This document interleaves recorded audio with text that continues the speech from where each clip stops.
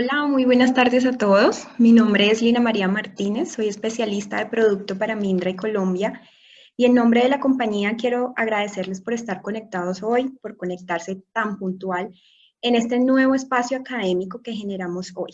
La temática que vamos a abordar es definitivamente una temática que es tendencia, pues debido al contexto en el que estamos, que es la infección por COVID-19, pero con un abordaje muy interesante. Hoy vamos a hablar desde la perspectiva del laboratorio y un área que es base en el laboratorio clínico, que es el área de hematología. Entonces, gracias a las herramientas tecnológicas y a la experticia que tenemos al observar de manera microscópica todas las alteraciones que observamos, pues la idea es saber para qué nos sirven estos hallazgos. Son estos hallazgos diagnósticos, pronósticos, nos sirven para el manejo del paciente. La idea es conocer cuál es la importancia y más que todo para los profesionales de la salud, que nos tenemos que estar actualizando constantemente y con el abordaje que vamos a tener hoy, más que todo para los profesionales del laboratorio clínico. Entonces, antes de comenzar, yo les voy a explicar un poquito cómo va a ser la dinámica del día de hoy. Es una dinámica bastante sencilla. En un principio, vamos a tener la charla de nuestra invitada. Una vez la doctora termine, vamos a tener un espacio de 15 minutos. En estos 15 minutos, la doctora va a estar respondiendo en tiempo real todas las dudas que se generaron a lo largo de la presentación. Ustedes ahí en la parte de abajo tienen un icono QIA, donde después de cliquearlo, van a poder escribir todas las dudas que se les van generando a lo largo de la charla. Y mi compañero Camilo Moreno, al comenzar el espacio de preguntas y respuestas, las va a ir leyendo en orden cronológico y la doctora las va a ir respondiendo. ¿Cuál es la idea? Que hagamos preguntas muy puntuales para que en esos 15 minutos la doctora pueda despejar la mayoría de las dudas que se generen. Paralelamente en ese momento en pantalla ustedes van a ver un código QR, la idea es que lo escaneen porque eso los va a llevar a una pequeñita encuesta donde la idea es que ustedes nos retroalimenten un poco qué les pareció la charla, qué les pareció la temática y qué sugerencias tienen para nosotros. Recuerden que todos estos eventos y estos espacios se generan por y para ustedes. Entonces, sin más preámbulo, yo les voy a presentar a nuestra invitada, que es una invitada muy especial para nosotros. Los que nos han acompañado en otros espacios académicos enfocados en el área de hematología ya la conocen, se han dado cuenta cómo nos enriquece con su conocimiento, con su experiencia en el área. Para los que no la conocen, les presento a la doctora Paola Acevedo. La doctora es profesora asociada de la Universidad de Antioquia, igualmente es egresada como microbióloga, como magíster en ciencias básicas biomédicas y en este momento es coordinadora e investigadora del grupo de hematopatología molecular de la universidad. Entonces, doctora, yo no te quito más tiempo, bienvenida y te dejo con el público. Muchas gracias, Lina. Permítame entonces, yo comparto mi pantalla para dar inicio a la presentación.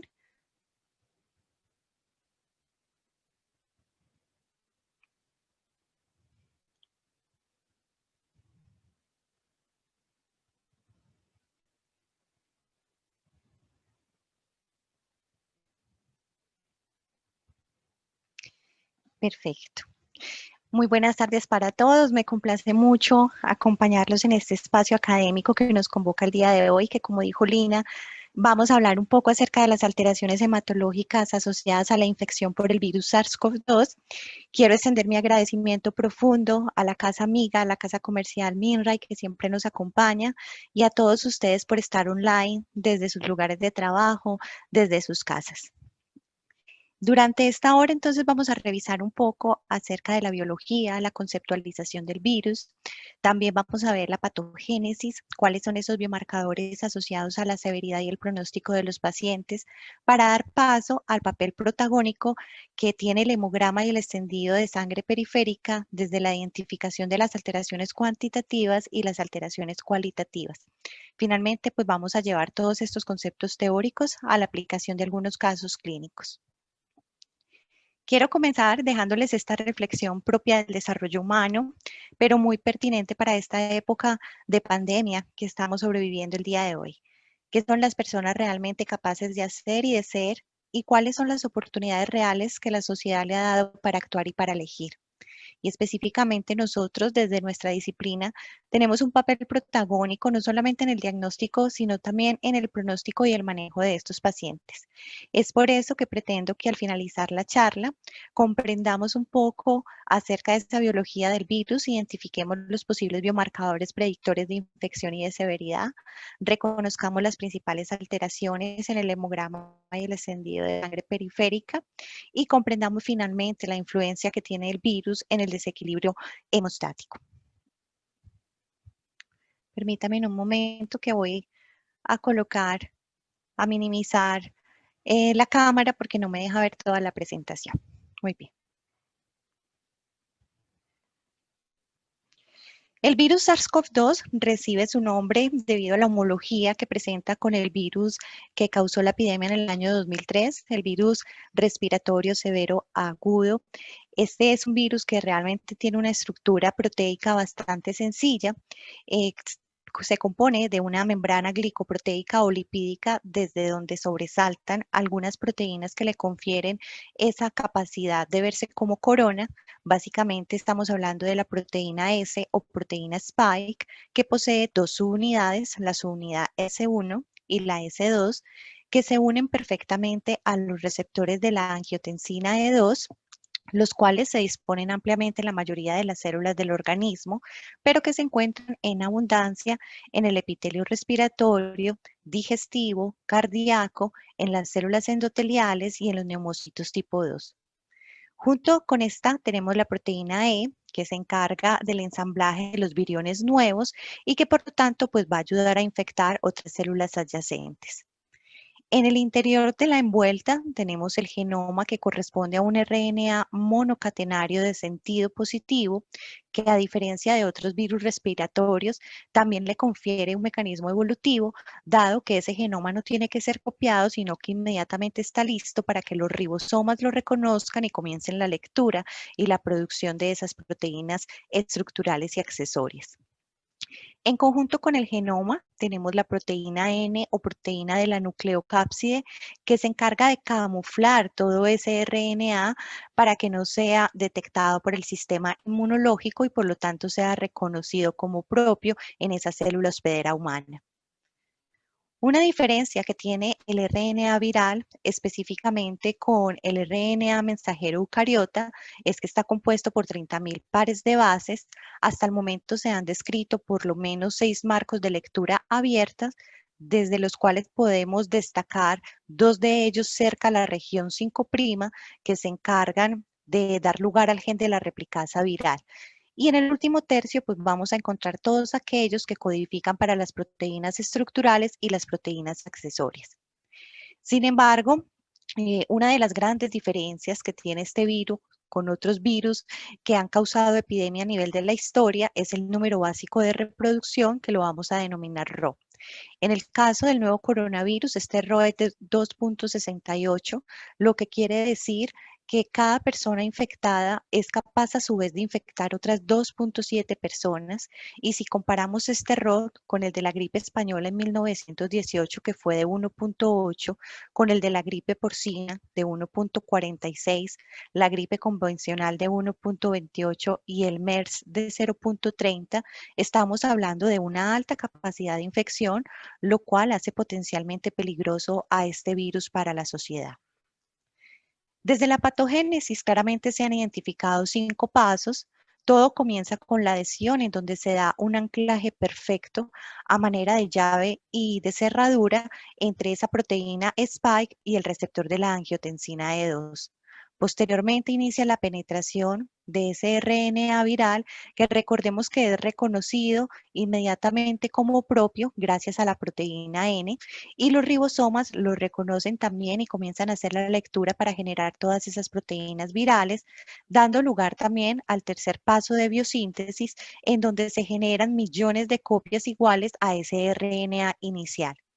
Posteriormente tenemos el paso de maduración y ensamblaje, en donde ya se logra tener todos esos viriones nuevos para ser liberados, no sin antes destruir pues la célula infectada y poder infectar otras células adyacentes. Se estima que cada virus puede llegar a crear de una sola vez entre 10.000 y 100.000 réplicas similares. El periodo de incubación desde el proceso de infección hasta la aparición de los síntomas en promedio es de 5.2 días, pero estos síntomas pueden permanecer de 6 a 41 días, con un promedio en la población general de 14 días. ¿De qué va a depender esto? Principalmente de la respuesta inmune innata propia de cada individuo, de las preexistencias o enfermedades de base y de la disponibilidad de los receptores de angiotensina E2, que para el caso de los infantes le generan un mecanismo protector porque ellos exhiben menor cantidad de receptores de angiotensina E2, principalmente en las vías respiratorias altas.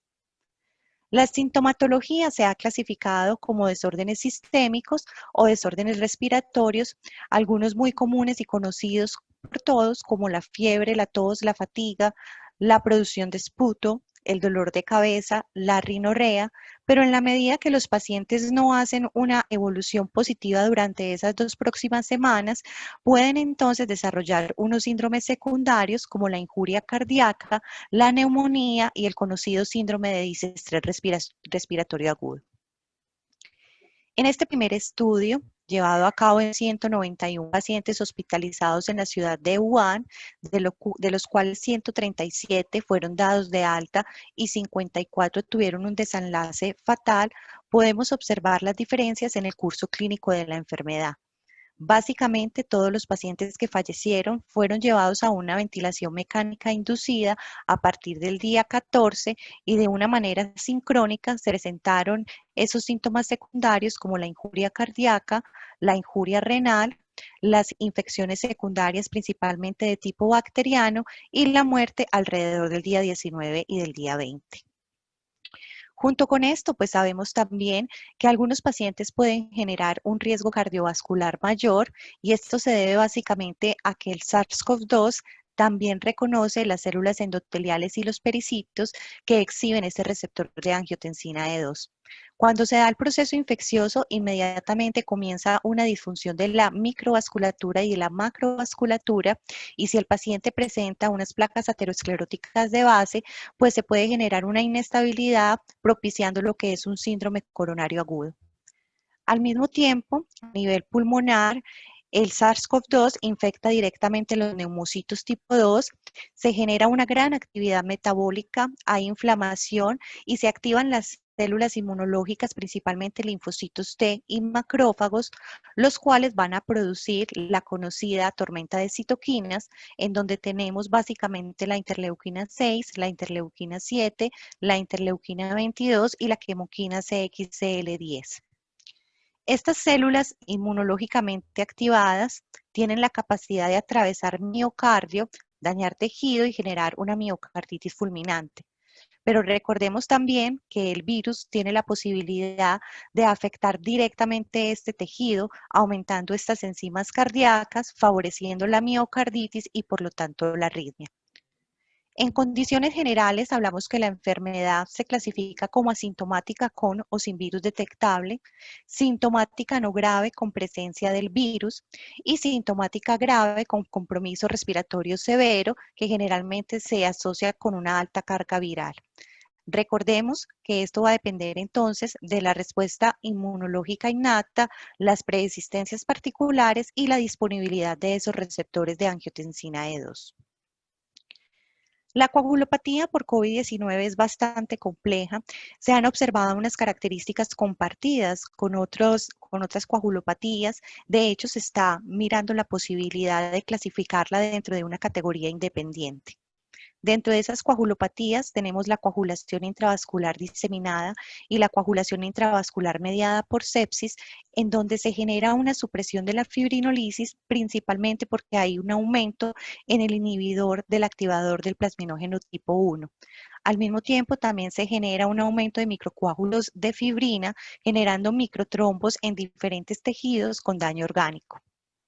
La segunda coagulopatía compartida es el síndrome hemofagocítico, que se caracteriza por una hiperreactividad con una gran producción de citoquinas proinflamatorias. En este caso, principalmente se favorece la formación de trombos a nivel venoso. Y además, en los pacientes ya en estado severo, se observan características compartidas con síndrome antifosfolípido. Principalmente se ha observado presencia de algunos anticuerpos antifosfolípido de significado incierto, donde podemos destacar la anticardiolipina y la antibeta 2 glicoproteína. Estos generan una disminución del conteo plaquetario, también alargan los tiempos de coagulación, pero van a favorecer la trombosis a nivel venosa y a nivel arterial.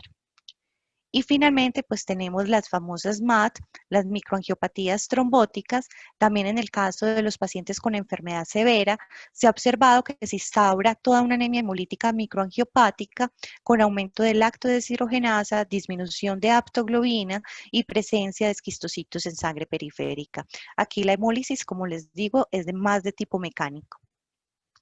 Resumiendo entonces un poco, la coagulopatía debemos de entender que en condiciones normales el receptor de angiotensina E2 permite que se dé el paso a la angiotensina 1,7 para que se estimulen las células endoteliales y produzcan óxido nítrico. Esto favorece que se dé la vasodilatación y evita que se dé la agregación plaquetaria. Sin embargo, cuando tenemos copados estos receptores por el virus SARS-CoV-2, se genera todo un mecanismo contrario y lo que vamos a observar es una vasoconstricción con adhesión plaquetaria, agregación y activación y posteriormente llamado de otras células, entre ellas los eritrocitos y los leucocitos. La injuria endotelial que se presenta de manera directa e indirecta va a generar también gran liberación de factor tisular que junto con el factor 7 activado y una desestabilidad del sistema de la proteína C van a iniciar toda una cascada de coagulación. pero al mismo tiempo también esa injuria endotelial va a generar que se liberen grandes multímeros del factor von Willebrand y del factor 8 que normalmente se almacenan en los llamados cuerpos de Weibel-Palade. Esto en asocio con las proteínas proinflamatorias y el aumento de las especies reactivas de oxígeno, pues genera toda una actividad procoagulante en el estado severo.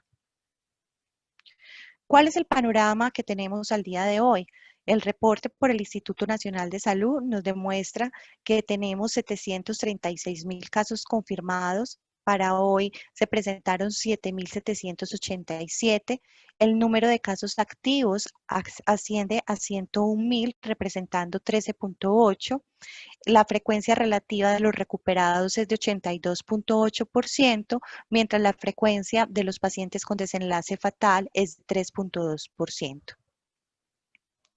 Pero, ¿qué podemos hacer nosotros y cómo podemos aportar desde nuestra disciplina, desde nuestro quehacer en el laboratorio clínico? Primero, generando unos diagnósticos que sean confiables y garantes de calidad, detectando hallazgos que sean predictores, pero para esto queremos y necesitamos conocer la fisiopatología de la enfermedad e interpretar de manera adecuada estos biomarcadores. Dando entonces paso a este segundo momento de la charla, quiero presentarles algunos biomarcadores que se han asociado con la severidad de la infección. En primer lugar, tenemos la proteína C reactiva y la procalcitonina, ambas reactantes de fase aguda y marcadores de inflamación sistémica, pero que específicamente en el caso de la procalcitonina nos ofrecen una información acerca de una coinfección bacteriana, una infección secundaria, indicándonos así una severidad en el paciente. La lactodeshidrogenasa es una enzima intracelular y el síndrome de liberación de citoquinas que se presenta en la COVID-19 aumenta sus valores, indicándonos también un daño severo a nivel de las células y a nivel de diferentes tejidos, por lo cual también se ha puesto como marcador de severidad. Por su parte, la ferritina y el fibrinógeno, ambos son reactantes de fase aguda, se mantienen al inicio de la enfermedad siempre muy elevados, pero el fibrinógeno, si el paciente entra en ese estado de coagulopatía, puede disminuir debido a los diferentes eventos trombóticos, por lo cual también se asocia como marcador de severidad. En el caso de la ferritina, los valores permanecen altos durante todo el proceso de infección y nos habla acerca del síndrome de respuesta inflamatoria. Finalmente tenemos el dímero D, que es un producto de degradación de la fibrina y que va a estar aumentado en aquellos pacientes que ya entran en una etapa severa con características compartidas de coagulación intravascular diseminada, coagulación mediada por sepsis y en el caso de la COVID-19 los valores del dímero D están por encima 5 veces más de esos valores de referencia.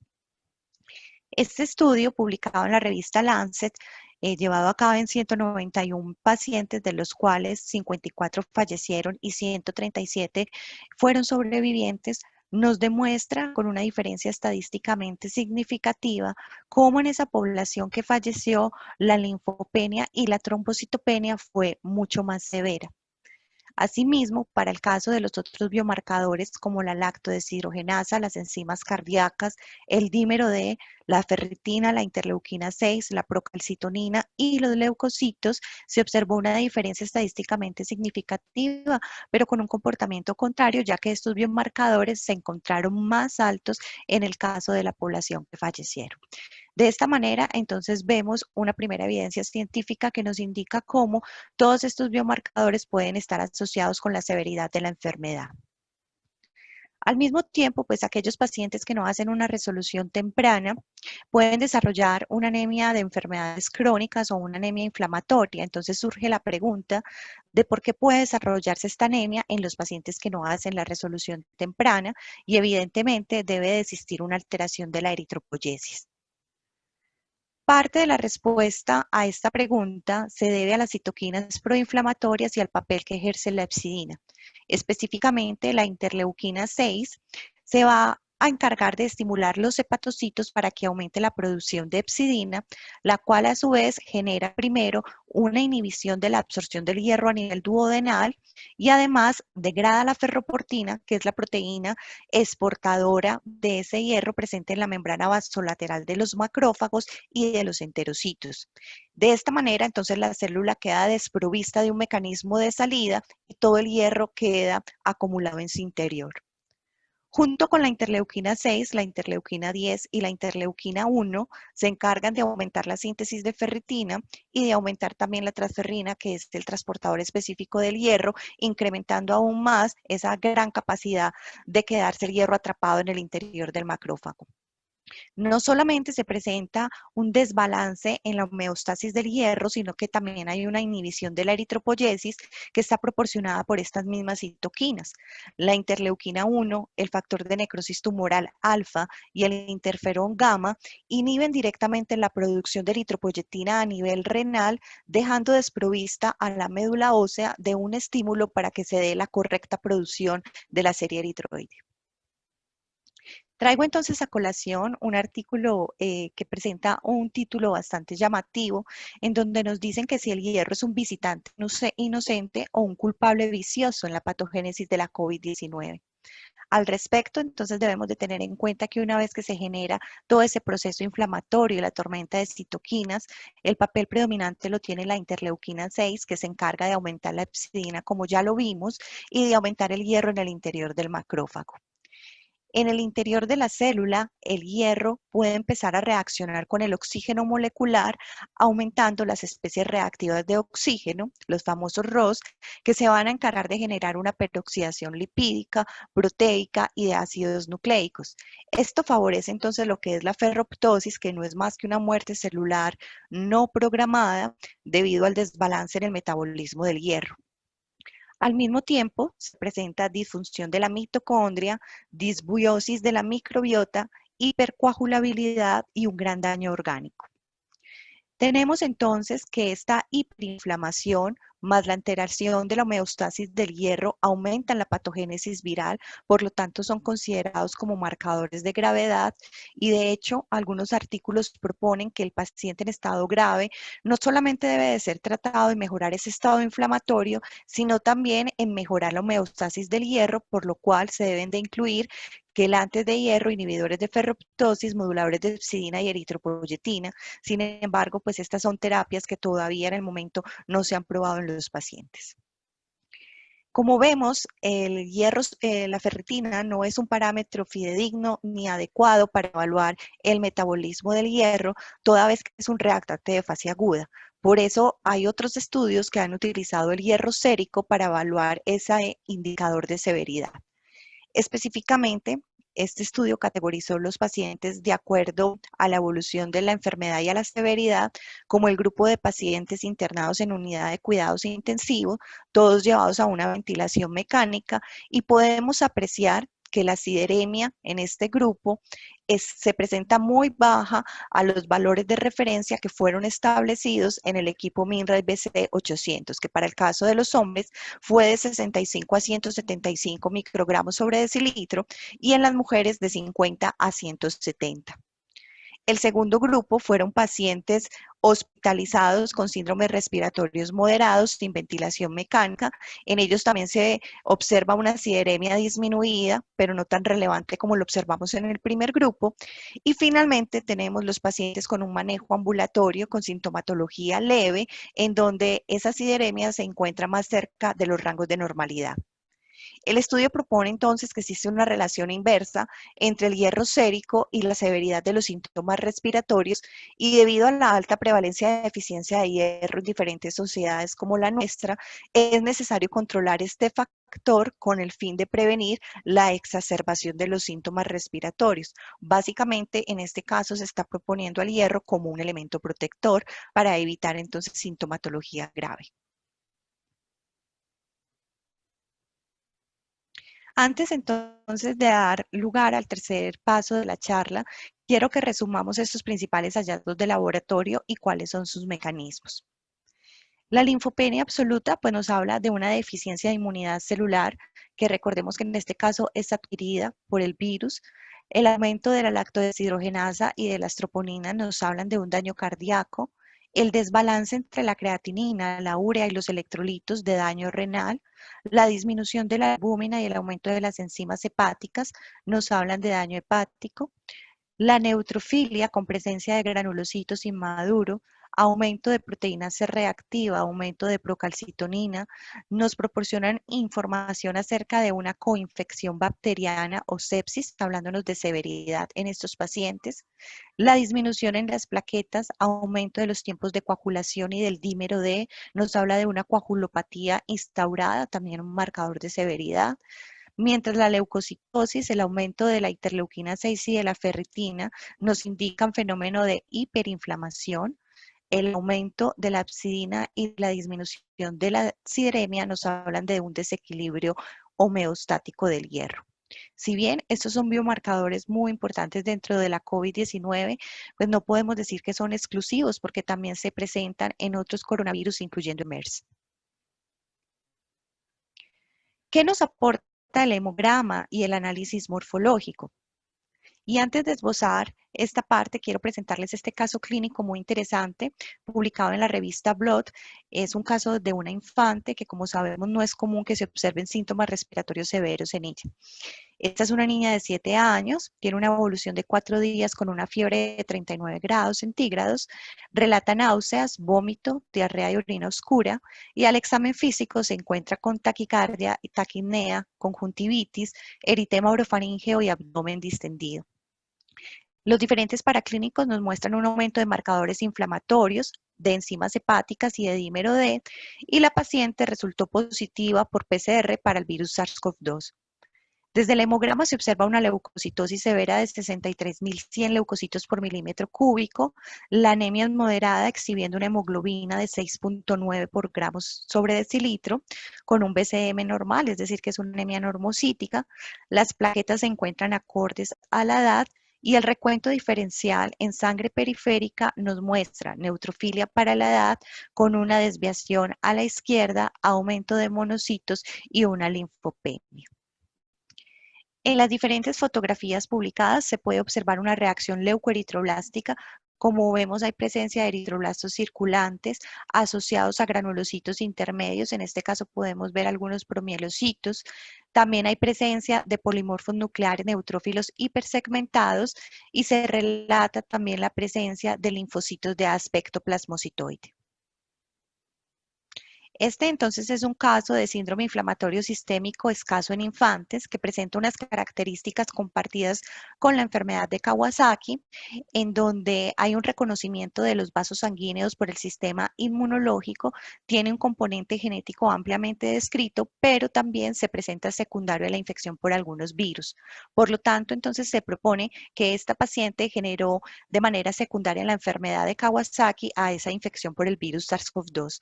Otros dos puntos interesantes a discutir es que los linfocitos plasmocitoides son observados principalmente en la enfermedad crítica y que la leucoeritroblastosis es más común que la observemos en los adultos.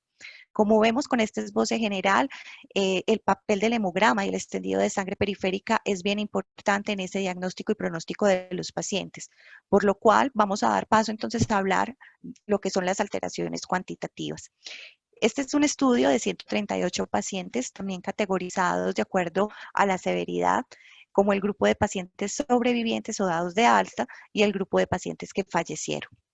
Podemos apreciar en la gráfica A y en la gráfica B cómo de una manera sincrónica y concomitante, alrededor del día 9, en el grupo de los pacientes que fallecieron, se presenta una leucocitosis con neutrofilia, con una diferencia estadísticamente significativa al compararlo con el grupo de los sobrevivientes. Si ustedes observan, en este grupo no se observó aumento del conteo de leucocitos ni tampoco se observó neutrofilia. La linfopenia fue compartida entre ambos grupos, presentándose desde el día 3 poshospitalización y presentando los valores más críticos hacia el día 17 con unos valores por debajo de 0.2 por 10 a la 9 por litro. Y en el caso del dímero D, este se mantuvo estable y constante en la población de sobrevivientes, pero en aquellos que tuvieron desenlace fatal, el dímero D incrementó desde el día 9 con un pico máximo hacia el día 13, presentando valores muy por encima de esos rangos de referencia. Este estudio entonces nos demuestra que la leucocitosis, la neutrofilia, la linfopenia exacerbada y el aumento del dímero D son marcadores de severidad y marcadores de desenlace en algunos casos fatal para esos pacientes. No solamente pues es importante identificar la linfopenia, sino que también es importante identificar cuál es el subset de los linfocitos que está disminuyendo en la infección. Este estudio en 60 pacientes nos demuestra cómo los pacientes, al ser comparados con enfermedad severa y con enfermedad leve, presentan un conteo de linfocitos mucho menor en el caso de los severos, a expensas principalmente de linfocitos TCD4 positivos, es decir, linfocitos ayudadores, linfocitos TCD8 positivos o citotóxicos y linfocitos BCD19 positivos. Aquí básicamente la linfopenia se está presentando a expensas de células que están encargadas de la inmunidad humoral y de la inmunidad citotóxica. Para el caso de las células NK, pues no se observó una diferencia estadísticamente significativa. El mismo estudio propone a estos linfocitos como predictores terapéuticos y después de que esos pacientes que fueron dados de alta se trataron con terapia combinada de inhalación de oxígeno, corticosteroides intravenosos, tratamientos antivirales y potenciadores inmunes, se pudo observar que en la medida que el paciente mejoraba, el conteo de linfocitos también lo hacía con esa diferencia estadísticamente significativa y principalmente a expensas de los linfocitos citotóxicos y de los linfocitos B. En ese mismo sentido, hablando de los linfocitos, traigo a colación un artículo que personalmente para mí es muy interesante, de pronto algunos de ustedes ya lo conocen, es una investigación que propone un modelo basado en el tiempo y en el conteo de linfocitos para predecir el pronóstico y la severidad de los pacientes.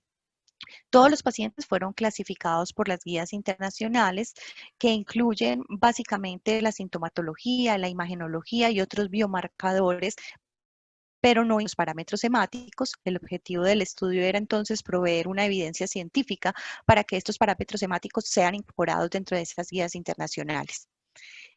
Fueron clasificados entonces los pacientes como 15 que fallecieron, 15 con enfermedad severa y 40 con enfermedad moderada. En ellos entonces se realizaron 2 puntos de corte para ese recuento linfocitario.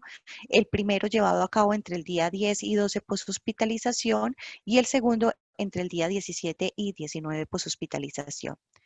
Con esto entonces se estableció ese modelo basado en el tiempo, en donde si los pacientes en el día 10 y 12 presentaban un conteo de linfocitos mayor al 20%, la enfermedad debería de ser clasificada como moderada.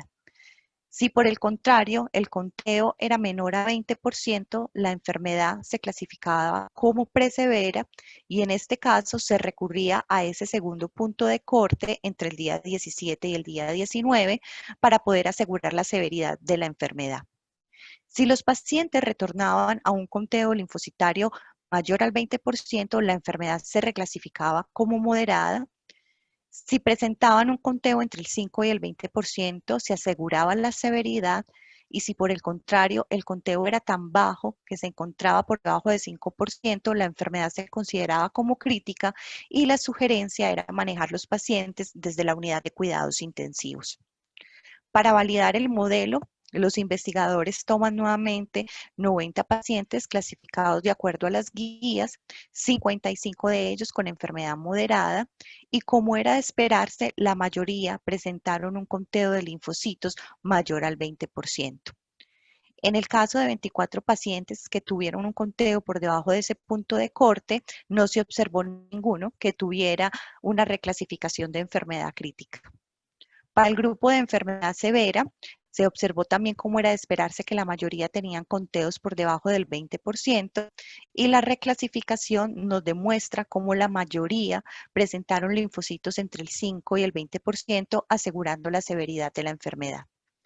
En el grupo de aquellos con enfermedad crítica, ninguno presentó conteos mayores al 20%. todos presentaron ese conteo por debajo del 20 y se observa que el 50% fueron reclasificados con enfermedad severa y el 50% con enfermedad crítica, validándose de esta manera pues este modelo pronóstico de severidad. ¿Cuáles son entonces los mecanismos propuestos para la linfopenia?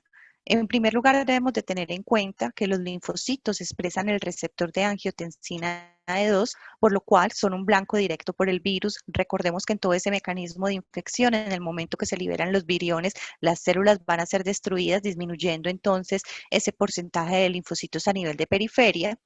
Además, el virus también es capaz de destruir órganos linfáticos como el vaso y el timo, y las mismas citoquinas proinflamatorias generadas en esa tormenta inflamatoria pues van a generar la apoptosis lipídica.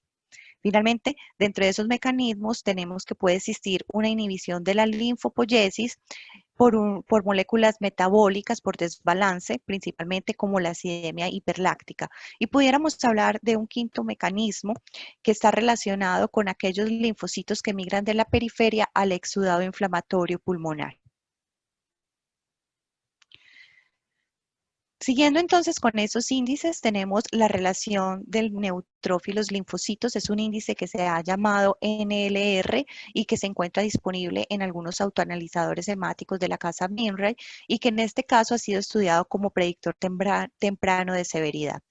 Ese es un estudio de 61 pacientes en donde se estableció un normograma para predecir las probabilidades de desarrollar una enfermedad crítica entre el día 7 y el día 14. Los resultados demuestran cómo ese NLR en asocio con la edad son factores de riesgo independiente para establecer la severidad y el manejo de los pacientes y establecen un punto de corte de 3.13. De esta manera, entonces el modelo es el siguiente. Si los pacientes tienen una edad inferior a 50 años y el NLR está por debajo del punto de corte, se puede manejar a través de un aislamiento en casa. Si por el contrario el índice está por encima de ese punto de corte, se sugiere que haya un aislamiento hospitalario con una vigilancia estrecha. Y en el caso de la población adulta mayor por encima de los 50 años, que sabemos que tienen mayor preexistencia y un factor de riesgo en sí mismo, si el NLR está por debajo de 3.13, se sugiere un aislamiento hospitalario con cuidados de soporte y monitoreo respiratorio.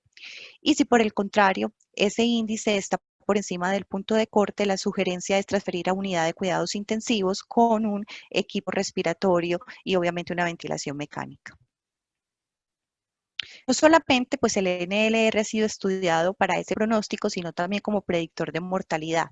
Este es un estudio de 1.004 pacientes, de los cuales 964 sobrevivieron y 40 fallecieron, y nos demuestra cómo en este caso los pacientes que fallecieron presentaron una neutrofilia con linfopenia más severa y por lo tanto un aumento de NLR muy por encima a los valores que acabamos de observar. Este estudio establece a través de análisis no paramétricos y de las curvas ROC un predictor de mortalidad mayor a 11.75, con una sensibilidad de 97.5% y una especificidad de 78.1%. De hecho, podemos observar cómo la mayoría de los pacientes que presentaron el NLR por encima de 11.75 presentaron mayor decesos y se acompañaron también de leucocitosis, trombocitopenias más severas, neutrofilias y linfopenias al ser comparados con el grupo de pacientes que presentaron el índice por debajo del punto de corte.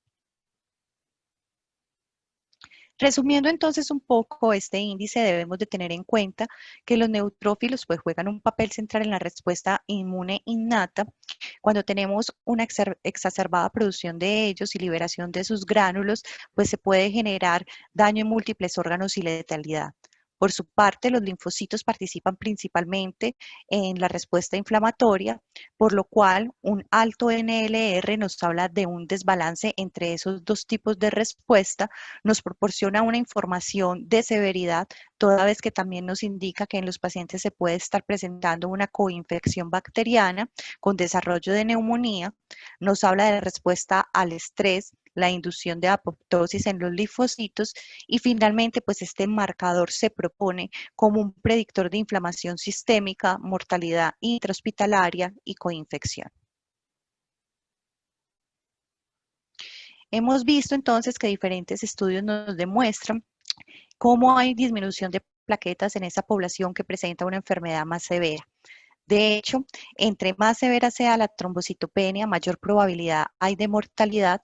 Por lo tanto, se propone que se realicen conteos seriados de plaquetas como indicador pronóstico intrahospitalario.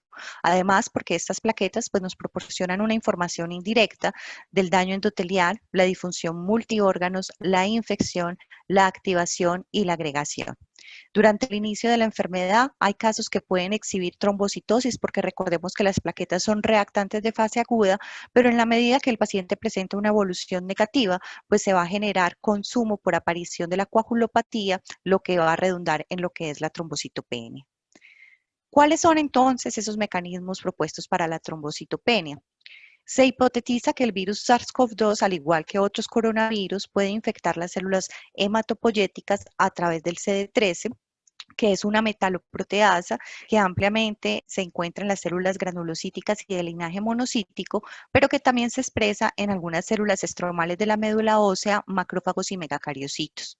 Una vez entonces se da todo ese proceso de infección, comienza una disfunción hematopoyética, se inhibe el crecimiento a nivel medular, afectando también ese linaje megacariocítico, generando una disminución en la producción primaria, lo que nosotros conocemos como una trombocitopenia de origen central.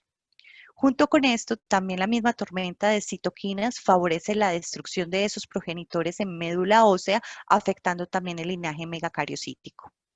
A mi derecha, básicamente lo que ustedes pueden ver son orígenes asociados a la trombocitopenia periférica, en donde en primer lugar tenemos la participación de autoanticuerpos y de complejos inmunológicos.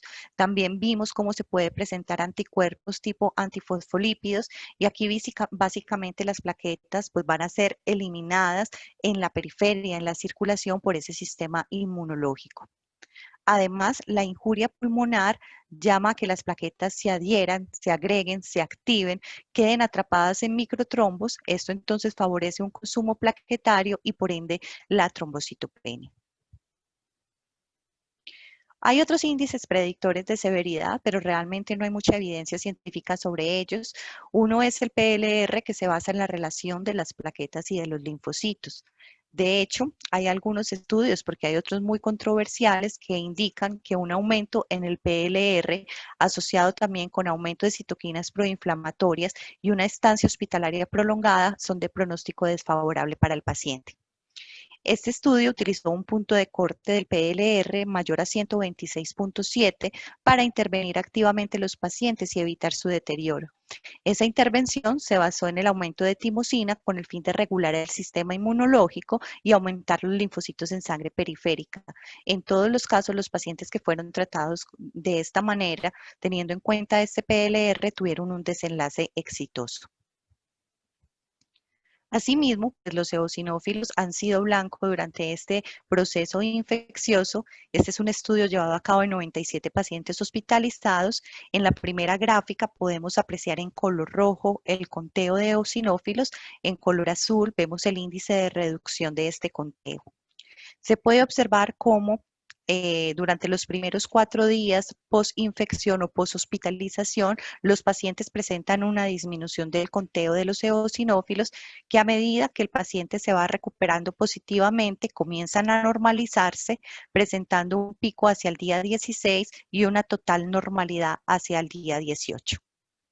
Cuando se comparan los pacientes con enfermedad severa, que acá los vemos de color azul, versus los pacientes con enfermedad no severa, se observa que aquellos pacientes con enfermedad severa se demoran hasta 10 días para retornar a esos conteos normales de eosinófilos, mientras los pacientes con enfermedad leve lo hacen hacia el día 4. Al mismo tiempo, en el estudio se analizó ese retorno de eosinófilos normales en comparación con otros 3 parámetros. El primero de ellos fue la imagenología pulmonar, en donde vemos un comportamiento sincrónico, hacia el día 12 se recuperan los eosinófilos y posteriormente se recupera o se normalizan las imágenes pulmonares. Con la temperatura corporal, lo que se observó es que primero hay una recuperación de la temperatura y a los 2 días se normaliza el conteo de eosinófilos y de manera llamativa se observa que el conteo de eosinófilos retorna primero a la normalidad antes de que se negativicen todos los ensayos de ácidos nucleicos del virus, con una diferencia básicamente de 5 días. Ya dando paso entonces a lo que es el hemograma automatizado, debemos de tener en cuenta que hay que hacer una interpretación adecuada de las diferentes gráficas, sobre todo de aquellos dispersogramas que están basados en la peroxidasa. Esto específicamente porque hay reportes de pacientes que presentan neutrófilos dimórficos debido a una deficiencia parcial de mieloperoxidasa. Este es el artículo de la doctora Sinigina, que muchos de ustedes seguramente lo han leído, que propone que estos neutrófilos que están hipogranulares, como los observamos en el extendido de sangre periférica y que tienen una deficiencia de mieloperoxidasa, pueden invadir la zona de los monocitos, generando una pseudomonocitosis que obviamente tendrá que ser correlacionada con el extendido de sangre periférica. También se hace un llamado a la identificación de las células LUC o células no teñidas por los reportes de la presencia de linfocitos reactivos en la COVID-19. Junto con esos parámetros tenemos un parámetro muy importante que es el MONZ. Este es un parámetro que también está disponible en los autoanalizadores de la casa Milray y que nos habla del tamaño de estos monocitos.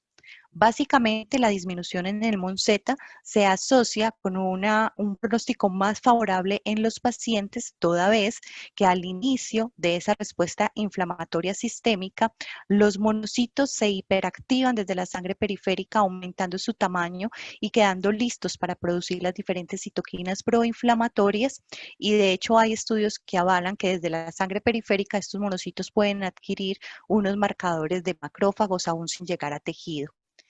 Esta diapositiva, que es cortesía del doctor Ramón López, nos muestra un paciente en donde concomitantemente con un aumento del MONZ, el paciente estaba presentando una proteína C reactiva alta y en la medida que se presentó una mejoría, el MONZ disminuyó y Pero ¿cuál es el papel entonces de estos monocitos durante el proceso infeccioso?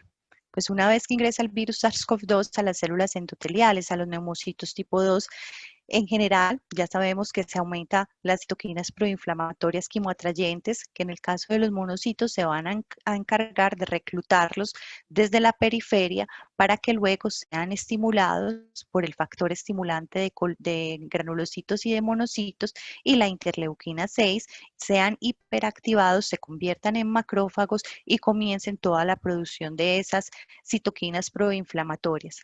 De hecho, se dice que los monocitos pues, son las células principalmente encargadas de toda la tormenta inflamatoria y esto último es lo que va a causar en los pacientes el síndrome de disestrés respiratorio agudo.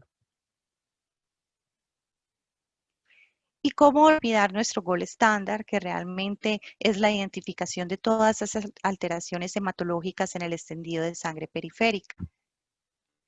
En esta tabla, pues les resumo las diferentes alteraciones datadas hasta el momento por linaje celular. Recordemos que no todas ellas se van a presentar en los pacientes. Algunas se asocian más a la severidad y a los pronósticos desfavorables. En el caso de los eritrocitos, se ha observado aglutinación, presencia de eritroblastos circulantes, equinocitos, dianocitos, dacriocitos. Para la anisocromía, policromasia e hipocromía, y también hay reportes de casos con microcitosis. Las plaquetas pueden exhibir diferentes formas debido a la activación. Hay agregaciones anormales, aglutinación, hay algunos casos con trombocitosis, como lo mencionamos ahora, por ser reactantes de fase aguda, y cuando observamos trombocitopenia, pues lo debemos de asociar a la severidad por aparición probablemente de coagulopatía. Los linfocitos generan un aspecto reactivo. Hay vacuolación, hipocondensación y vasofilia, y también está datado el aspecto linfoplasmocitoide, refiriéndose a aquellos linfocitos que presentan una vasofilia muy profusa. Los monocitos presentan toda una característica de activación, principalmente con aumento de tamaño correlacionado con ese MONZ y vacuolas citoplasmáticas. Los granulocitos nos indican sobre todo esas coinfecciones. Se puede observar desviaciones a la izquierda con presencia de promielocitos, mielocitos y metamielocitos. Hay pseudopelger wet, polimorfos hipogranulares, granulación tóxica y células apoptóticas.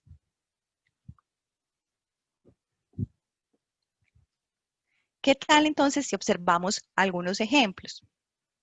Ustedes me pueden ir ayudando ahí en el chat, colocando cuál es la alteración que consideran que estoy proyectando en la diapositiva. En este caso, estamos viendo pseudopelger wet, que corresponde a dos polimorfos nucleares neutrófilos. Sabemos que la célula es contada como una célula madura, pero es en la alteración morfológica en donde debemos de datar este tipo de pseudopelger wet. Corresponde entonces a la incapacidad que tiene el núcleo de los polimorfos para lobularse y que se acompaña de una hipercondensación cromatínica.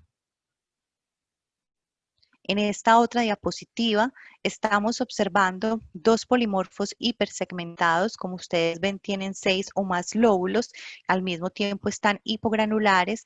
El artículo que les referencio indica que el 66.6% de los casos con COVID presentaron este tipo de alteración y que presentan además una correlación con la inflamación severa y con ese síndrome de disestrés respiratorio agudo. Otros artículos apoyan que la aparición de los hipersegmentados se presenta sobre todo en casos severos en donde los pacientes ya han instaurado una falla renal y una falla hepática. Acá podemos apreciar una célula apoptótica. Recordemos lo que mencionamos ahora, que las mismas citoquinas proinflamatorias inducen esa apoptosis celular, por lo tanto hay fragmentación de la cromatina, se ve una cromatina de aspecto liso y es bastante difícil o casi que imposible establecer el linaje celular. También se datan los linfocitos de aspecto plasmocitoide, son unos linfocitos reactivos, en cuyo caso hay una basofilia muy profusa a nivel del citoplasma y que generalmente se encuentran acompañados de otros linfocitos reactivos, como este que apreciamos en la diapositiva, que tiene aumento de tamaño, basofilia citoplasmática, presencia de hipocondensación que incluso deja visible los nucleolos por ese proceso de linfoblastotransformación que se puede presentar como un mecanismo ante la activación de un virus. En este caso también vemos un linfocito con aumento de tamaño, con un pleomorfismo nuclear, pero que nos está mostrando también eh, cómo se deja de formar de esos eritrocitos adyacentes. Además, pues podemos observar en algunos pacientes la neutrofilia y la trombocitosis. Esto generalmente es cuando hay coinfección bacteriana y el paciente todavía no ha desarrollado las coagulopatías. Y finalmente, para el caso leucocitario, es muy común que observemos células activadas. Esto se data por la presencia de vacuolas citoplasmáticas. En este caso tenemos un monocito vacuolado y aquí un polimorfo nuclear neutrófilo con numerosas vacuolas, que recuerden que nos indican que la célula es inmunológicamente muy activa, que está cargada de fagosomas y que tiene grandes potenciales microbicidas. Para el caso de los glóbulos rojos, es muy común observar los equinocitos, los cuales se asocian principalmente con una falla renal y hepática en casos severos, tienen una correlación directamente proporcional con el estrés oxidativo y con los marcadores de inflamación. Y junto con ellos también aparecen los esferocitos, porque una vez el glóbulo rojo se encuentra sometido a ese estrés oxidativo, pierde una gran cantidad de ATP, se afecta la bomba de sodio-potasio ATPasa, se pierde agua, la célula se deshidrata. Primero entonces se va a formar ese crenocito y posteriormente se va a dar lugar al esferocito, por lo tanto este se asocia principalmente en los casos severos. Además también puede aparecer aglutinación. Esto se presenta por la hiperfibrinogenemia, que es ocasionada principalmente por la interleuquina 6 y el factor de necrosis tumoral alfa, y también por algunas inmunoglobulinas que son capaces de neutralizar la carga negativa que hay alrededor del eritrocito, lo que nosotros conocemos como el potencial Z. Eso hace que los eritrocitos se acerquen, que se aumente la velocidad de sedimentación globular, pero además va a favorecer la trombosis vascular y la isquemia. Ya pasando entonces un poco de la teoría a la práctica, quiero presentarles 3 casos clínicos. Este primero Es un hombre de 63 años que está complicado con síndrome respiratorio severo y que actualmente se encuentra en unidad de cuidados intensivos. Como podemos ver, a pesar de que el paciente tiene un conteo de leucocitos en el límite superior, presenta una neutrofilia con linfopenia. El conteo de plaquetas es normal. Además, presenta una anemia que por clasificación morfológica es macrocítica, normocrómica, de características heterogéneas con una D de 26.1%. Se puede apreciar muy bien en el histograma de volumen la gran cantidad de macrocitos que exhibe el paciente. Observen ustedes todas las células que están por fuera del marcador de 120 femtolitros y todas las células que presentan también hipocromía por encontrarse a la izquierda del marcador de 28 gramos sobre decilitro. De hecho, en este diagrama bidimensional se observa mucho mejor la población macrocítica que sobrepasa el marcador de 120 y la población hipocrómica que les estoy señalando que sobrepasa este marcador que es el de 28 gramos sobre decilitro. En el dispersograma, de peroxidasa se observa presencia de células LUC y aumento de neutrófilos. Me disculpan si se ve un poco borroso, sin embargo, aquí lo importante es que tengan presente que en este paciente se estaba encontrando un aumento de proteína C reactiva, que llama mucho la atención los niveles de ferritina tan altos, que están por encima de 3.300 nanogramos sobre mililitro. Además, estaba presentando también alargamiento de los tiempos de coagulación y aumento del dímero D.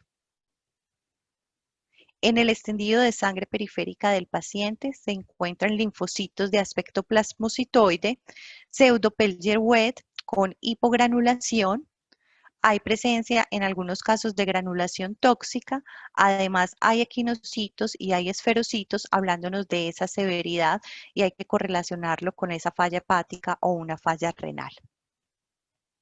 Los otros dos casos que les voy a presentar a continuación, coincidencialmente también son en hombres complicados con síndromes respiratorios severos y en UCI. Digo que coincidencialmente, pero ustedes saben que los diferentes estudios han demostrado que hay una predominancia en la población masculina para la COVID con una relación de 2 hombres por una mujer. Este señor presentó una leucocitosis mayor, a diferencia del anterior, de 13.000 leucocitos por milímetro cúbico. La anemia en este caso fue moderada, exhibiendo una hemoglobina de 6.8 gramos sobre decilitro. Por clasificación morfológica es una anemia normocítica, normocrómica, con un ADE incrementado de 17%. El conteo de plaquetas ya estaba llegando a ese límite de severidad, presentaba 51.000 plaquetas por milímetro cúbico y desde el recuento diferencial que hace el equipo también se observa la neutrofilia con la linfopenia y un poco de monocitosis. Evidentemente, en el diagrama bidimensional se puede observar células hipocrómicas principalmente y en el dispersograma de peroxidasas se observa la gran cantidad de neutrófilos y presencia de algunas células LUC. ¿Qué observamos entonces en el extendido de sangre periférica? Se observó principalmente aumento de bandas, presencia de linfocitos de aspecto plasmocitoide y presencia de monocitos muy activos, monocitos vacuolados, monocitos generando pseudópodos, que también es común observar pues en este tipo de enfermedad. Además, pues se confirma la trombocitopenia y para el caso de los glóbulos rojos se observaron equinocitos. Este último caso es bastante interesante porque el paciente ya presentaba una leucocitosis muy incrementada, 48.000 leucocitos por milímetro cúbico, una anemia llegando a grado severo de 5.8 gramos sobre decilitro, con características por clasificación morfológica normocítica, normocrómica, heterogénea y el recuento de plaquetas es aparentemente normal. Observen ustedes también que en la fórmula diferencial que hace el equipo nos muestra neutrofilia con linfopenia. En el histograma de concentración de hemoglobina se aprecia una población hipocrómica que en el diagrama bidimensional también se aprecia muy bien. Y aquí pues quiero llamarle la atención de la presencia de unas células que probablemente son macrocitos, pero que deben de ser confirmadas en el extendido de sangre periférica. Vemos entonces en el dispersograma de peroxidasa la gran neutrofilia, la presencia de las células LUC, y llama la atención esta población que probablemente pueden ser agregados plaquetarios. ¿Qué se observó entonces en el extendido de sangre periférica? Nuevamente, linfocitos de aspecto plasmocitoide, presencia de pseudopellier-Wet con cuerpos de Dol como los vemos acá. Y además, en el paciente se observó una gran cantidad de agregados plaquetarios anormales con presencia de macroplaquetas. Por eso estábamos presentando esas alteraciones a nivel del histograma y el dispersograma de glóbulos rojos y el dispersograma de Perox. Incluso este paciente pues no va a tener 307.000 plaquetas como lo mostraba el equipo, sino que va a tener un recuento más alto, por lo que se sugiere realizar un segundo conteo con citrato. Además, también se observa presencia de esferocitos y las anomalías leucocitarias que lo acompañan corresponden a pseudopellier-Wet, linfocitos reactivos, como ustedes lo pueden apreciar. En general, entonces vemos unas características comunes en estos pacientes que están en UCI. Básicamente todos datan una neutrofilia con linfopenia. Algunos presentan recuento de plaquetas normales, otros trombocitosis y otro recuento de plaquetas ya muy bajos.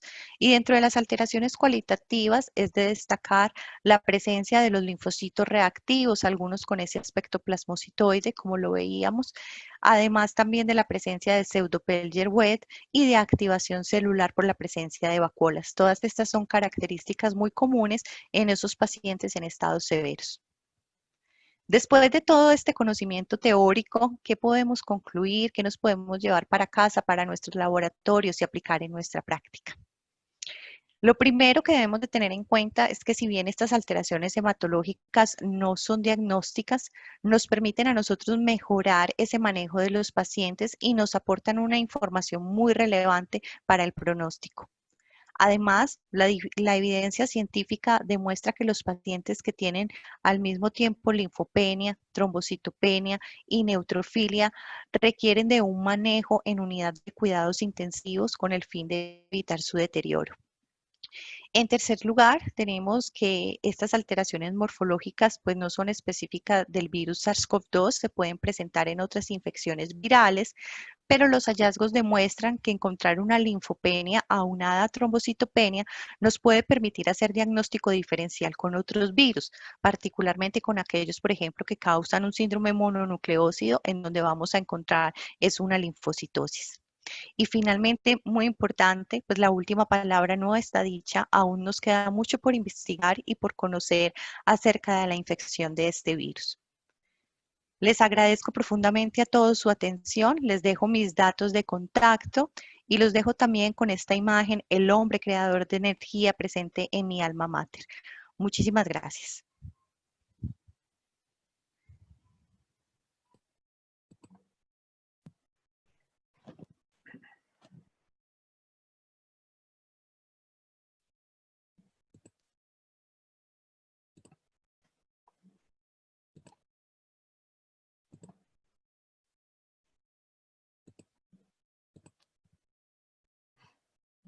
Bueno, doctora Paula, muchísimas gracias. De verdad que es sorprendente la manera en la que logras abordar este tema tan importante que hoy en día es de interés en salud pública, no solamente desde la perspectiva de los analizadores automatizados, sino también a nivel morfológico. Nuestra admiración completa y para mí, Indra, es muy importante contar con panelistas de tu trayectoria. Entonces, procedemos a la fase de preguntas y respuestas. Como les habíamos dicho al inicio de la presentación, en el módulo QA pueden poner las preguntas que ustedes tengan y consideren pertinentes asociadas al tema que estamos tratando el día de hoy. Y también los invito, por favor, con este código QR que pueden escanear desde su celular o mediante este link que ya también está puesto en el chat de esta webinar, diligenciar la encuesta de satisfacción para que puedan recibir las memorias de la presentación hecha por la doctora Paola. Entonces vamos a dar inicio al módulo de preguntas y respuestas. En este momento, doctora Paola, solamente hay una preguntita de la doctora Ana Lucía Oliveros. Un saludo a la doctora Ana Lucía. Y ella nos pregunta, ¿por qué en el frotis de sangre periférica no se observan esquistocitos? Sí. Muy buenas noches, doctora. Muchísimas gracias por su pregunta. Realmente sí está datado, doctora, que se pueden observar presencia de esquistocitos en sangre periférica, pero principalmente en aquellos pacientes que ya están en un estado muy severo de la enfermedad y que están generando toda una anemia hemolítica microangiopática, en donde la hemólisis se da de origen mecánico. Recordemos que en la COVID-19 se pueden generar microcoágulos, en este caso, debido a la interleuquina 6, al factor de necrosis tumoral alfa, los cuales actúan como una especie de red que cuando atraviesan los esferocitos, pues van a generar una fragmentación con presencia de esquistocitos en sangre periférica. En los casos que nosotros obtuvimos en la clínica, no se presentaron esquistocitos, por lo menos en los que yo pude observar, pero sí está datado, como le digo, en pacientes severos que hacen anemias hemolíticas microangiopáticas. Bueno, muchísimas gracias, doctora Paola. Creo que eso responde muy bien a la pregunta de la doctora Ana Lucía. Creo que no hay más preguntas. La doctora nos dice que muchísimas gracias a la doctora Paola. Déjame ver el chat. Con mucho gusto, doctora. Espérame un momento. Hay otra pregunta, doctora Paola. Nos pregunta María Zurita. ¿Por qué la eosinofilia presente en los frotis de estos pacientes es tan frecuente? Bueno, doctora María, nosotros realmente en los casos que hemos observado no vemos mucha eosinofilia. Lo que sí alcanzamos a ver es que cuando el paciente está mejorando, o sea, no en pacientes que están en unidad de cuidados intensivos, se comienza a observar un poco aumentados los eosinófilos, pero no llegando a una eosinofilia absoluta. Recordemos que en uno de los estudios que les mostré, los eosinófilos durante los 4 días post-hospitalización pues van a empezar a disminuir, pero inmediatamente el paciente comienza esa mejoría, comienzan a aumentar presentando un pico máximo hacia el día 16. Entonces, quizás por eso en algunos pacientes que están mejorando podemos observar la presencia de los eosinófilos. Además, pues también hay que tener cuidado porque en el caso de respuestas inflamatorias severas se puede observar eosinofilia cuando estos eosinófilos van a migrar hacia el exudado pulmonar, que está pues siendo inflamado por las proteínas las citoquinas proinflamatorias. Muchas gracias de nuevo, doctora Paola. Creo que los invito a hacer las últimas preguntas, por favor. Aquí hay otra pregunta de la doctora Marta Sofía Álvarez. Nos pregunta, doctora Paola, ¿la elevación máxima del dímero D sucede a los cuántos días de infección? Bueno, doctora Marta, realmente no tenemos un día exacto porque esto va a depender de la severidad de los pacientes. O sea, los pacientes que hacen una resolución entre las 2 primeras semanas de la enfermedad no se les observa aumento del dímero D. Pero pacientes en los cuales se empieza a instaurar una coagulopatía, inmediatamente sí se le ve el aumento del dímero D. Los estudios demuestran que a partir del día 11 hacia el día 17 se observa ese aumento del dímero D con valores muy prolongados hacia el día 19, presentando unos valores por encima 5 veces ese valor de referencia. Muchas gracias de nuevo, doctora Paola. Bien, la doctora Nora Isabel Rueda nos pregunta respecto a la relación neutrófilo-linfocito, ¿qué modelos de Mindray tienen este parámetro? Bueno, creo que esta pregunta la puedo responder mejor yo. Adelante, Cami. El parámetro de NLR la ofrecemos desde los analizadores de 3 partes hasta los de la familia de la serie 6000. Algunos modelos que ya han sido instalados y no han sido actualizados en las versiones de software todavía no los tienen, pero pues por medio de los distribuidores de cada país ustedes pueden preguntar para que puedan acceder a este parámetro de investigación. Por defecto, todos los analizadores de la serie 6000, como el BC6000, 6200, 6800 Plus, ya lo incluyen. El resto, los hermanitos menores, deben ser actualizados en sus versiones de software para que lo puedan implementar. Bien. Si alguien más, podemos hacer la última pregunta para que podamos dejar descansar a la doctora Paola. Aquí nos pregunta René Girard, ¿qué parámetros hay que tener en cuenta en observación para las primeras semanas de la infección en el caso de los equipos de hematología?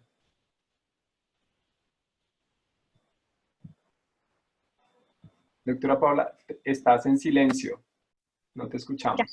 qué pena, sí, claro. Bueno, realmente durante los primeros días de la infección, no todos los pacientes van a presentar leucocitosis con neutrofilia, ¿cierto? Sin embargo, hay que vigilar esos dos parámetros. Lo cierto es que sí, en todos los pacientes hay algo común y es que siempre se presenta linfopenia. Entonces diría yo que uno de los parámetros más importantes a evaluar es la linfopenia y al mismo tiempo también evaluar todos los parámetros eritroides, los cuales nos hablan si se ha instaurado una anemia, y el ADE, que usualmente en todos los pacientes con COVID-19 siempre está por encima de ese valor de referencia, indicándonos que hay anemias heterogéneas. Vigilar también las plaquetas. Recordemos que si esas plaquetas disminuyen, nos hablan de una coagulopatía pues instaurada, que es de un pronóstico desfavorable para los pacientes. Muchas gracias, doctora Paola. Vamos a seleccionar la última pregunta que también nos la hace James Artiaga y nos pregunta: ¿con qué frecuencia se observa la pérdida de mieloperoxidasa en pacientes de este tipo y en qué momento de la infección? Doctor James, pues mira, realmente la deficiencia de mieloperoxidasa se observa con buena frecuencia. Vemos muchos neutrófilos que están hipogranulares. Lo que pasa es que como sabemos que el equipo cuenta número de eventos celulares, pues requerimos que sean muchos para que realmente en el dispersograma que sea basado en peroxidasa se pueda observar que esas células invadan la zona de los monocitos, ¿sí? Es decir, que hay que tener muchas células hipogranulares para observar una pseudomonocitosis que realmente pues tiene que ser, como les dije, confirmada en el extendido de sangre periférica. Bien. Doctora Paola, muchísimas gracias. Creo que dejamos hasta aquí el módulo de preguntas y respuestas. Si tienen alguna pregunta puntual, la pueden hacer llegar por medio de los correos en los que reciben la invitación o por medio del correo de la doctora Paola que nos compartió cordialmente. Muchísimas gracias a todos los participantes. Doctora Paola, una vez más, mi admiración completa. Repito, para mí es muy importante tenerte como panelista. Demuestras el gran nivel académico de las personas de Colombia y sobre todo de la Escuela de Microbiología de la Universidad de Antioquia. Entonces, muchísimas gracias a todos por su asistencia. Les recuerdo, por favor, llenar la encuesta de satisfacción para que puedan contar con esta excelente presentación y espero volverlos a tener en una próxima webinar. Hasta luego y muchas gracias a todos. Chao, doctora Paola. Hasta luego, muchísimas gracias.